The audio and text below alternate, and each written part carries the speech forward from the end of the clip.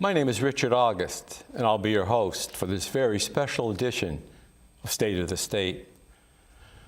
This program began in 1991 in the wake of the closure of the credit unions that were insured by the Rhode Island Security Deposit Insurance Corporation, otherwise known as RISDIC.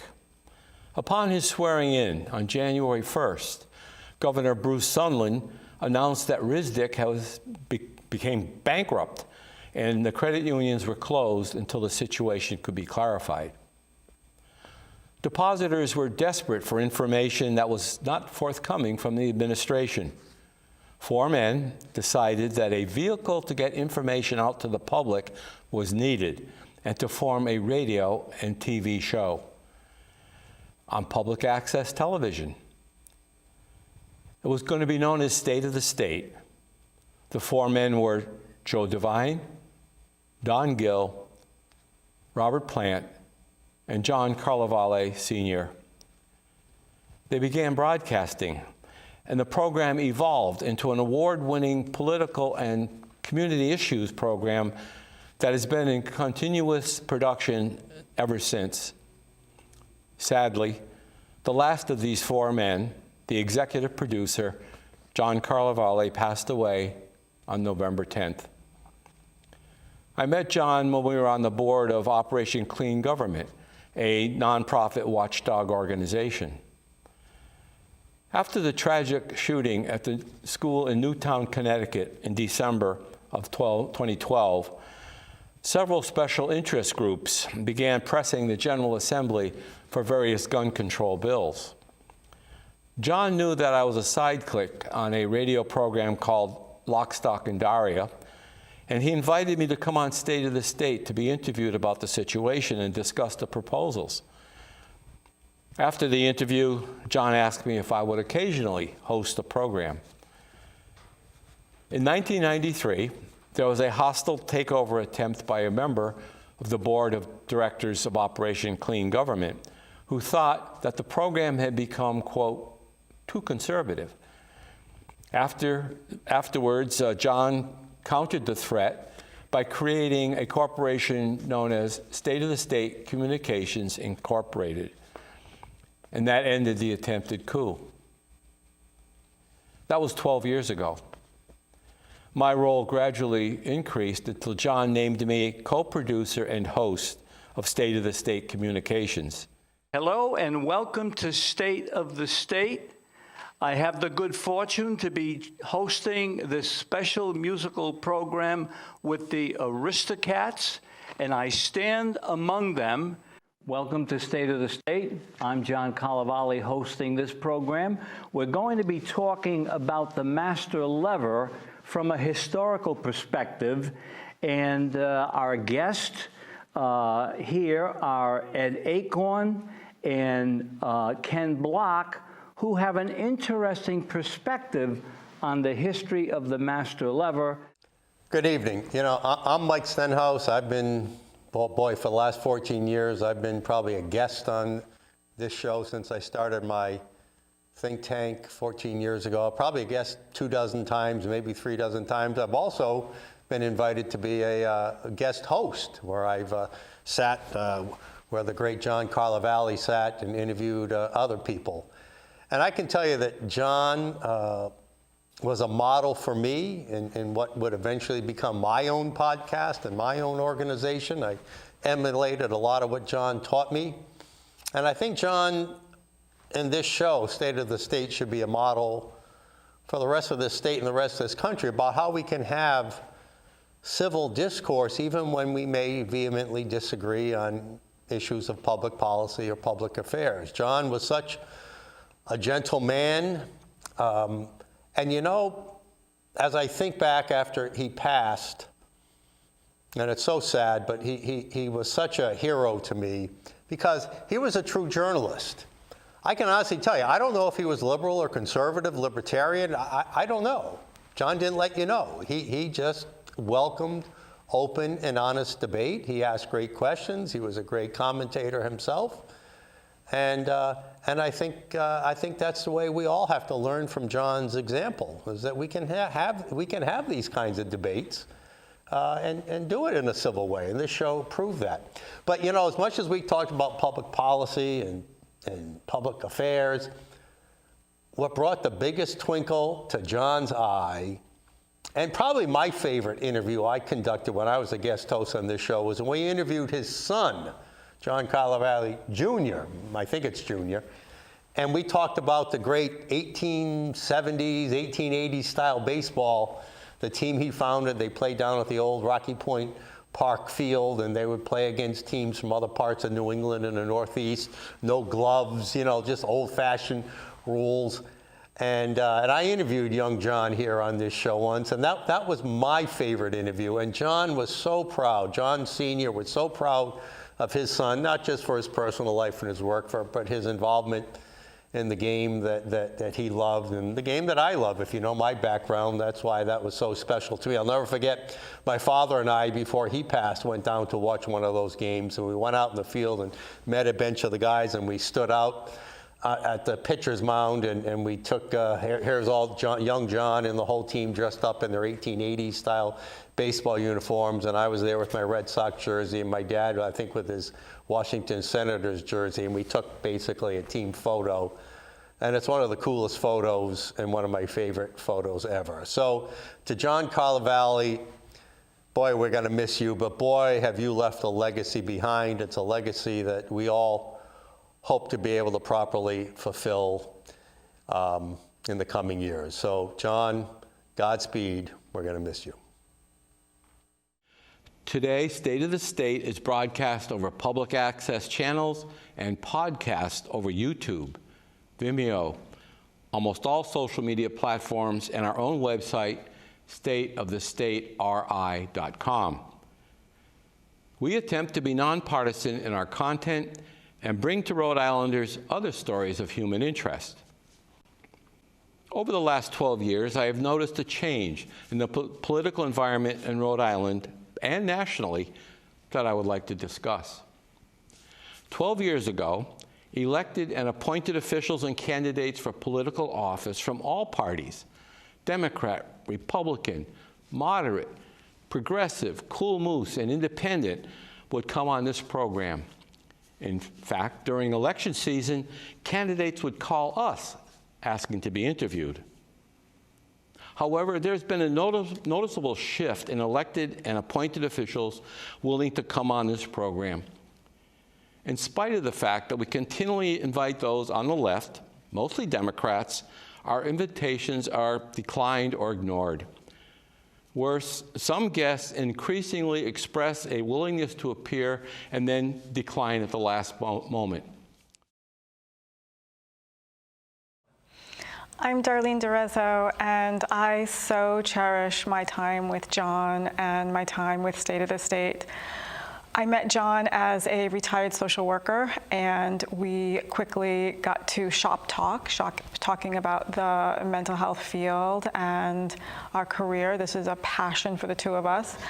We then started talking about the show, and when I mentioned that I had a previous career in film and television, he invited me to come and give him a hand. So I showed up, and I was behind the camera, and that was my intention. I thought I was going to work behind the camera, and I think after a show or two, he asked me to get in front of the camera and do an interview. I was so very nervous. He helped me prep the show. He went over my questions with me, and that night he actually sat with me. So he actually helped me conduct the interview, mentored me, and before long, I began producing my own shows. So I would go to John with ideas for shows, mostly about community organizations, and he would always say yes. I proposed that every May we do 4 shows dedicated to mental health awareness. He said yes. I was lucky enough to conduct some debates with political candidates. I met a number of politicians across the political spectrum here on the show, learned that we are actually very much alike. We really do share a lot, so through debate we got to talk about that. He always welcomed discourse and conversation and differences of opinion. He was incredibly compassionate and, again, very generous with his knowledge and his help. We would often talk about Italian recipes. So after the show, as we would pack up, we would talk about meatballs and our grandmothers learning to make pasta growing up, things like that. So I will always cherish and remember John fondly. He taught me a lot. He taught me to get in front of the camera and be brave. I have a lot of shows and a lot of fond memories. I think I've been doing the show for 7 years, maybe. Yeah, so I will certainly miss John. John Caravali had a great love of music, especially jazz and swing. Welcome to State of the State. We are pleased to present to you a special program. Our guests are Tom Shaker and Norm Grant. They are documentarians and filmmakers, and they're here to talk about their new film about the celebrity club called Do It Man, the story of the Celebrity Club. And some of you may recognize Tom Shaker because he's been a guest on this program, and he's also been a guest host on this program. You may recall the program that we did with the Aristocats. And Tom, thanks again for doing that program. It was a very good one. It was a lot of fun. It was a lot of fun. It was a lot of fun. And some of you may not recognize Norm Grant, but Norm Grant has been a mentor to the State of the State program for many years. We used to produce State of the State at CCRI. Norm teaches there. He teaches, among other things, television production. And when you look at the end credits in State of the State, you will see his name.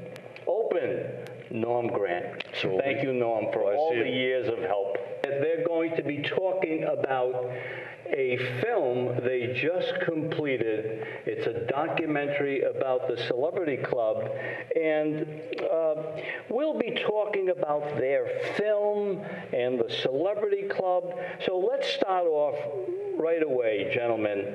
The Celebrity Club. I grew up with it, but not everyone did. Tell us, what was the Celebrity Club, and why is it important to begin with, and why was it so important that you devoted so much time and energy and effort to producing what I regard as a very special film? I was born, raised, and educated in Providence, and I knew of the Celebrity Club. And I remember going to the Celebrity Club. I wasn't old enough to go in because you had to be 21. But I remember sitting on the ground with my back against the Celebrity Club building underneath a window and listening to the music. Right here in Providence, Rhode Island, at 54 Randall Street, it was called Celebrity Club. So, what's the big deal about those places? I'll tell you what the big deal is. They were the first integrated jazz venues in the United States of America. The very first places where black and white musicians and audiences could play, listen, and swing. You got it, and swing together.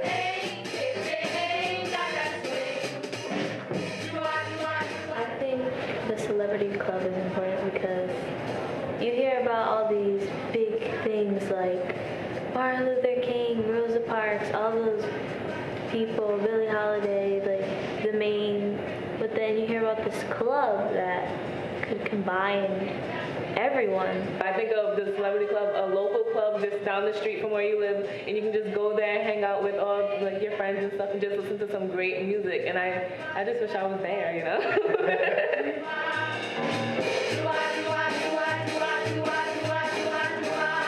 It was in Providence, Rhode Island, a city that's, you know, we're not really known. Most people go to Boston or New York, but that, you know, we had the first integrated jazz club in New England.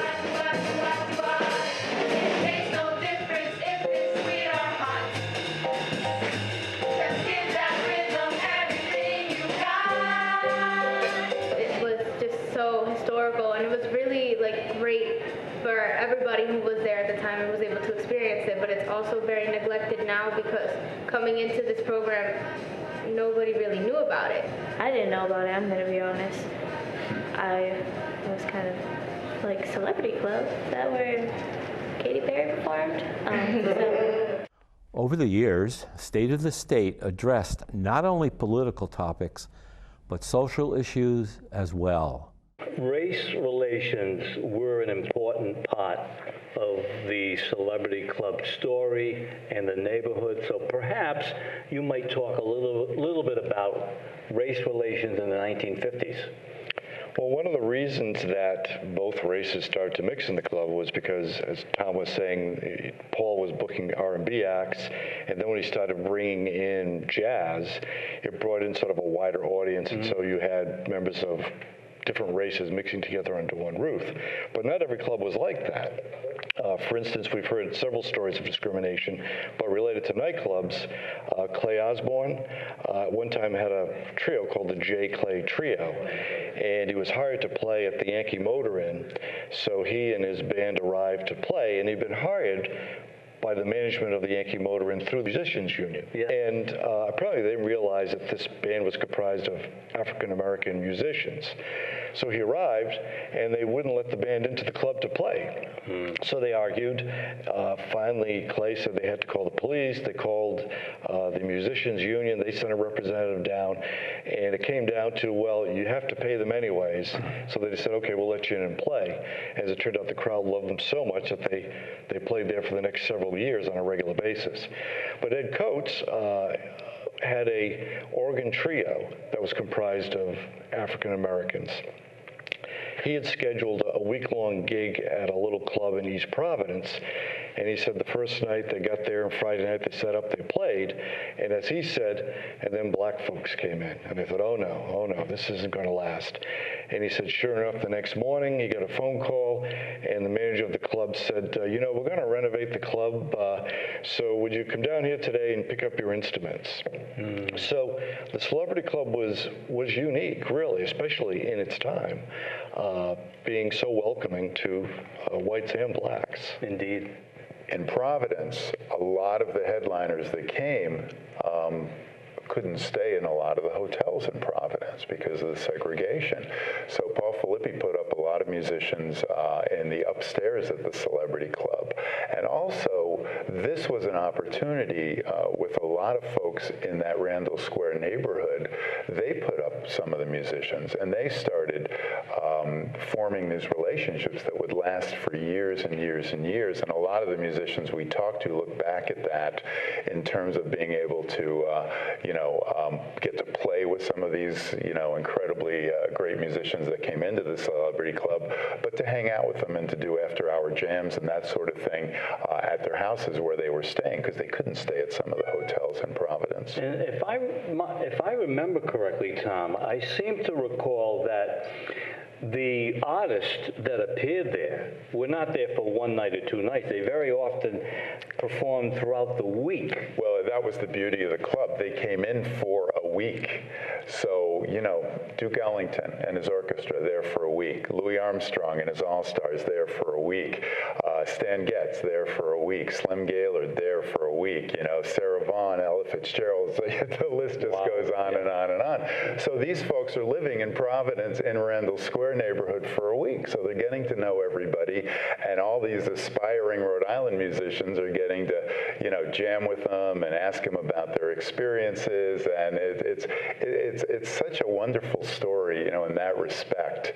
And of course, the ugly sides of it, the race part is unfortunate, but it did, out of that rose these wonderful stories about mentoring and about relationships with folks in the Providence area. So our next clip talks about that idea of race and discrimination a little bit more. Blacks would go into other places, but you knew that they didn't particularly care for you, you know what I mean? It was always the way they acted around, you know what I mean? So the Celebrity Club, you had no problem there at all, you know what I mean? It was pretty hard to get hotel rooms. Paul would have a place upstairs for the musicians or the entertainers, I didn't do a lot of shining up in front of the Metropolitan Theater because it wasn't very good business up that far. It was too far up, you know. You had to be kind of down. So I hung around places like the Mohegan Hotel, the Narragansett Hotel, the Abbott Hotel, the Biltmore, you know. These were all down Matheson Street, all in those areas. Some major stars were not allowed to stay at the Biltmore. Just they would walk in and the place would be full and sorry. I knew that these bands were coming through because the whole entire Negro community knew when these bands were coming through here. But I never seen them go in these hotels. Never. At that time, the hotels that would allow blacks into them was the Capitol Hotel, which wasn't a very nice hotel to speak of, if I may say. And the Crown Hotel did open their doors more willingly.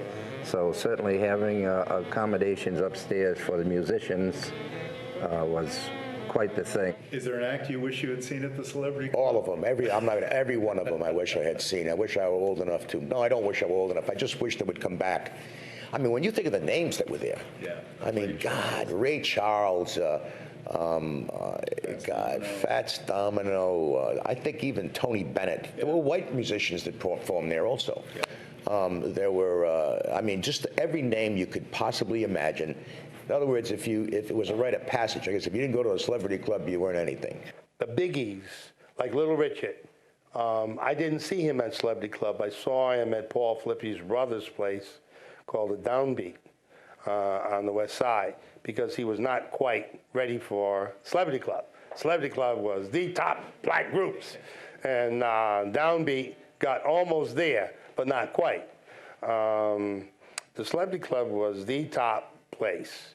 You made it to the Celebrity Club, you were there. They all came down to Randall Square, from the Duke to the Count to Statue. Okay, but don't make them all sound the same. Okay. For 3 different people, right? Sooner or later, they all came down to Randall Square, from Duke to Count to Statue. From the Duke to the Count, Satchmo. Remember Satchmo? Satchmo. From the Duke to the Count to Satchmo. Go. From the Duke. Well, it's from Duke to the... No, from the Duke to the Count to Satchmo. Sooner or later, they all came down to Randall Square, from the Duke to the Count to Satchmo, the divine one, Miss Sarah Vaughan.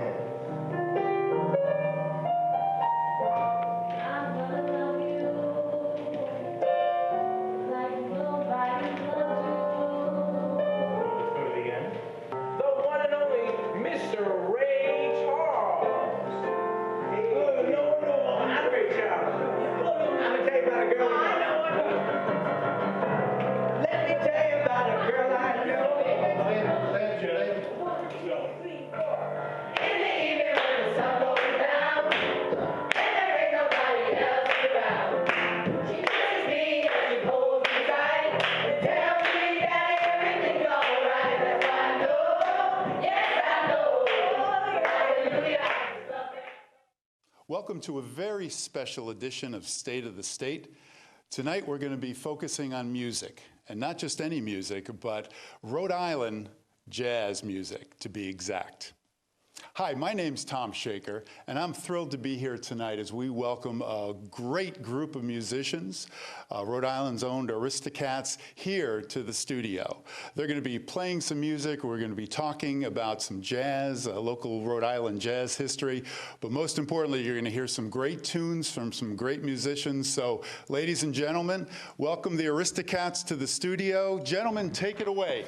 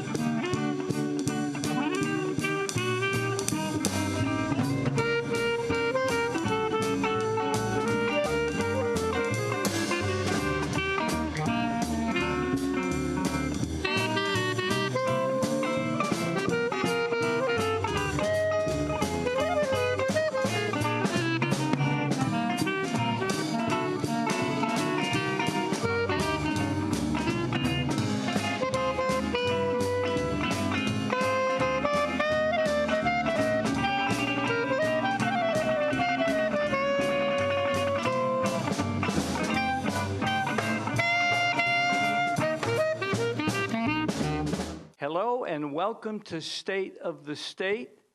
I have the good fortune to be hosting this special musical program with the Aristocats, and I stand among them.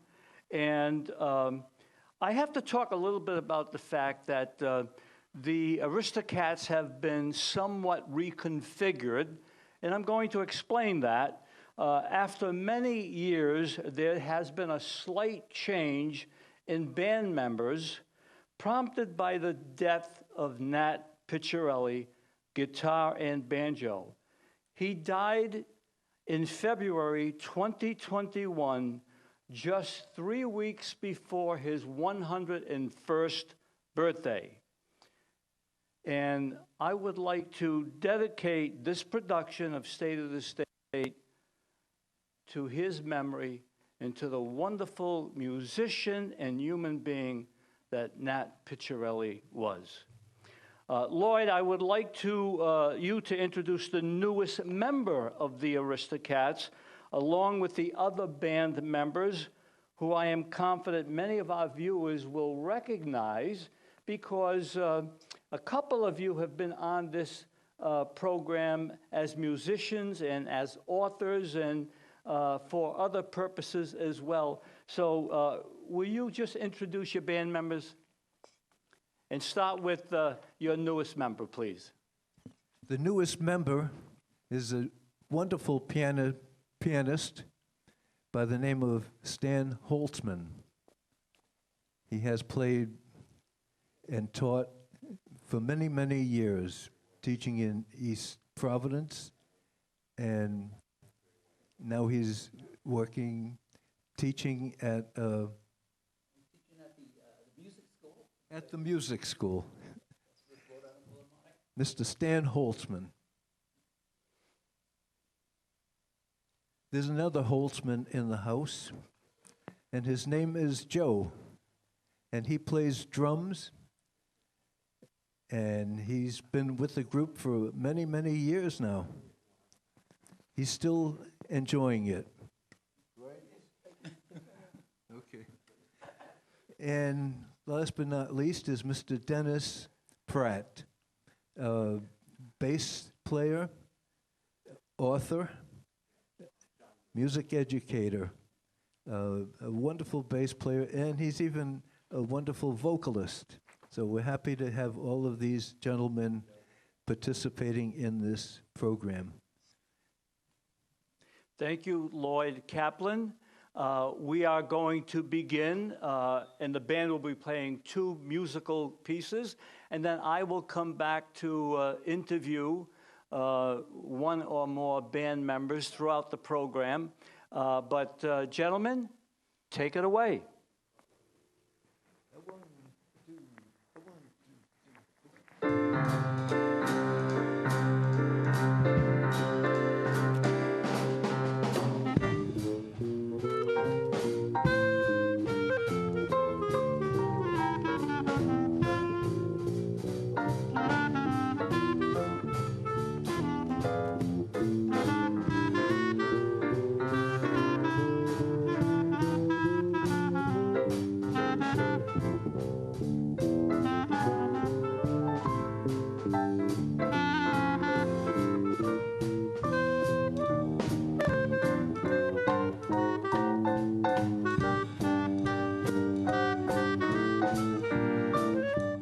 State of the State dealt with topics of public interest and how the political environment has changed over the years. And sometimes the table was turned on the host. My name is Richard August, and I'll be your host. Our guest is Ernie Almonte, Executive Director of the Rhode Island League of Cities and Towns. Mr. Almonte is a former Auditor General for the state and is the first CPA from government practice to serve as president of the American Institute of Certified Public Accountants. He was a partner in the 5th largest CPA firm, RSM US LLP. Mr. Almonte ran for General Treasurer in 2014. Welcome back to State of the State. Thank you. A pleasure to be here. Every year, it seems, the General Assembly introduces and sometimes passes legislation that creates what is known as unfunded mandates. Mr. Almonte, please explain to our audience what is meant by an unfunded mandate. Sure. So an unfunded mandate is legislation that's passed that requires a city or town to perform some action. And as you can imagine, anything that you do costs money. So when they pass a law that requires cities and towns to do some work that requires labor, materials, there's a cost to it, but the state doesn't give you the funds to pay for it. That is an unfunded mandate. So if they change a pension plan, increase benefits, and increases the cost to cities and towns, and they don't give you the money, that's an unfunded mandate. Just two examples.